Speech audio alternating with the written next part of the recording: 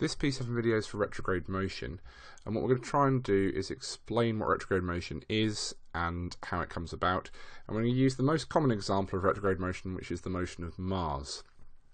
Okay, so let's explain what's on this diagram.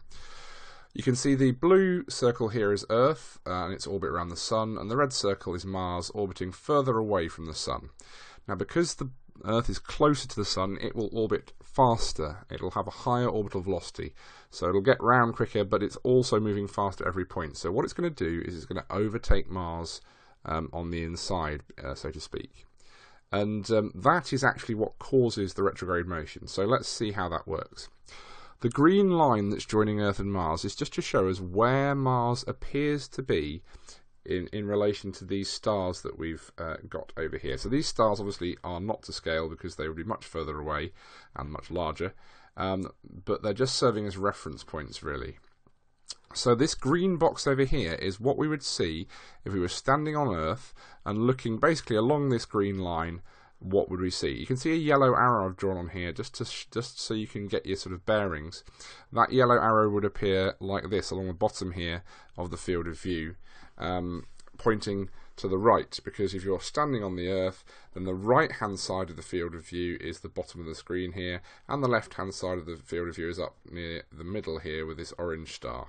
So you can see the stars go across in order. We've got yellow, orange, white, orange, and then we've got yellow, orange, white, orange. Okay, those stars with roughly the correct spacings as seen from Earth. And again, just like the parallax video where we did this as well, we can't tell how high up the field of view these stars are because we're looking down on a sort of plan view. So we don't have that information. I've just distributed them sort of randomly. But what we can see is that to start with here, Mars appears to be between the orange and yellow stars on the right hand side of the field of view, probably very slightly closer to the orange one as far as our position goes.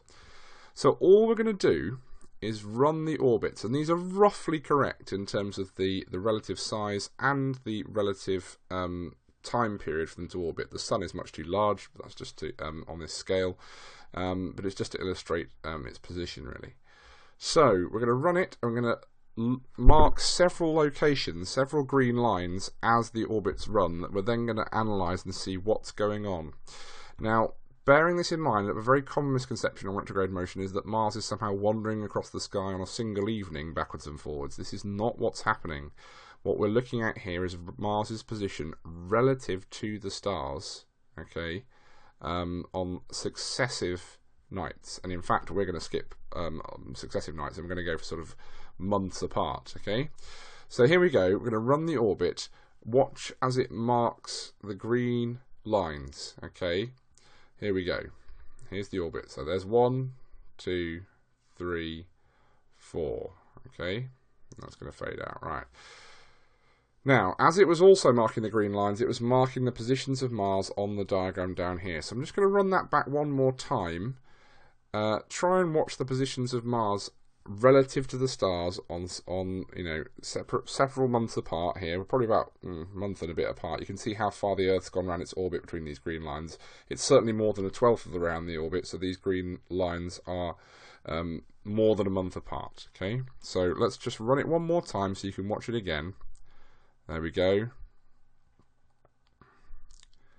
Okay, now it's quite difficult to match those up as it's moving, so let's just look at them one at a time. The effective path that Mars then takes, if you were to plot it on successive nights, is shown in green now on what we see from Earth. And let's just look at the individual cases. So, case number 1, that was our starting point. Mars is at position labelled 1 in the what we see on Earth box. The Earth was at the position 1 in its orbit up here, and this green line is what we see. Now the arrow on here is just to show you which direction Mars was moving in at this point. If you're thinking about, when I say moving, I mean on successive nights. Which way is it moving relative to the star field on successive nights? And in this case it's moving on the diagram here of what we see from Earth to the left, which is in this direction on our plan view. Now if we go to position number 2, then what's happened is you can see that when we trace the green line from where the Earth was through where Mars was to the star field, it's gone a long way across, and it's now just to the right of this orange star here. So there we go. number 2 on here, just to the right of the orange star. It's moved a long way across the star field. And this is roughly the point at which it starts to flip round, because we can see that if we look at position number 3, it's now back between the yellow and white stars here. There's the yellow star, there's the white star, just where the number 3 is. So it was moving right to left on this, what we see from Earth picture, and it's now moving left to right on successive evenings. Okay, back in this direction. And then we get to position number 4, and it's gone back to just to the left-hand side of this orange star here. And then what happens is it flips around again and starts going back in the normal direction. And we can tell that because if we look at position number 5, it's back over here, pretty much where it was in position number 2 relative to this orange star. Okay, so that's the track. Okay, and if you look when the retrograde motion is happening, it is as Mars and Earth are next to each other. In other words, as Earth is overtaking Mars on the inside, this is when the retrograde motion happens. Interesting things about that are as well that this is pretty much when Mars is brightest in the sky too, because obviously the reason we can see Mars is it reflects light from the Sun, and at this point where the retrograde motion is happening, the Earth will be as close to Mars as it gets. And so Mars will look brighter. It will appear slightly larger and look brighter in the sky because of that. So that's retrograde motion. Just in terms of the time periods, I didn't quite manage to get the simulation to match exactly the correct speeds.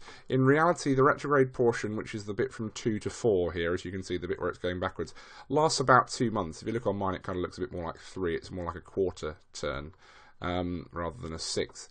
But roughly 2 months is about the time that the retrograde motion lasts. So over successive nights, over 2 months, it will be moving to the right against the star field in this picture. On all the other nights, it will be moving to the left. And because this happens every time the Earth overtakes Mars, it happens roughly every 2 years. That's how long it takes to get back round to a situation again where the Earth will be overtaking Mars. It will happen in a different portion of the sky because they'll just happen to be overtaking a different place against a different background of stars. Okay. Just to note as well that one way we can refer to the normal direction of motion on successive nights is this idea of prograde. So from 1 to 2 here, we are in the prograde direction. 2 to 4, which is about 2 months worth of time, we're in the retrograde direction, and then 4 to 5 and onwards we're back in the prograde direction again. So key points then to remember: the retrograde part of the motion happens as Earth overtakes Mars on the inside. This is possible as Earth has a higher orbital velocity than Mars because it's close to the Sun. Okay. Final thing to note is that you will probably have seen, or you may have seen, different sort of shaped retrograde paths. Sometimes you get loops rather than S-shapes, and that's really because the orbits of Mars and the Earth are slightly tilted relative to each other.